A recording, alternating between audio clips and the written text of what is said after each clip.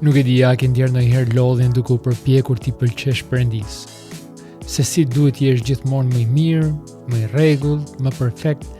Shumë fe në fakt të nxisin në këtë drejtim. Mos ha këtë, mos pi atë, falu kaq herë në ditë, ndiq këto rregulla dhe nëse i bën gjitha këto, atëherë ka shumë mundësi që do i bish në sy Zotit për mirë. Sikur pranimi i Perëndis varet nga performanca jonë, por krishterimi është komplet ndryshe nga fetë e tjera. Sa do sjellje të mira që të bësh, nuk do jesh kurrë perfekt sa Perëndia të mahnitet me ty. Dhe ky nuk është lajm i keq, sepse në vend që ti të arrish standardin e Perëndis, ti afrohesh ti me veprat e tua, është Perëndia ai që vjen pranë teje, tek njeriu i zakonshëm, tek njeriu që gabon, tek njeriu që ka dështime dhe plagë. Dhe kur ai vjen nuk thot ndrysho sjelljen tënde në mënyrë që unë të pranoj. Por në Bibël, Perëndia thot, më jep zemrën tënde dhe unë do ta ndryshoj jetën tënde. Kjo është ideja qendrore, pra, fetë të tjera qëndrojnë tek sjellja.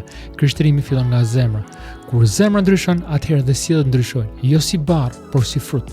Prandaj krishterimi nuk është garë për të bërë më i denj, është ftesë për një miqësi me Perëndin që do të ndryshojë ty nga brenda jashtë. Pyetje për ty, në çfarë po përqendrohesh më shumë sot? Të ndryshosh sjelljen apo të lejosh Perëndin të punojë në zemrën tënde? Shkruaj më poshtë, Zoti të bekoft.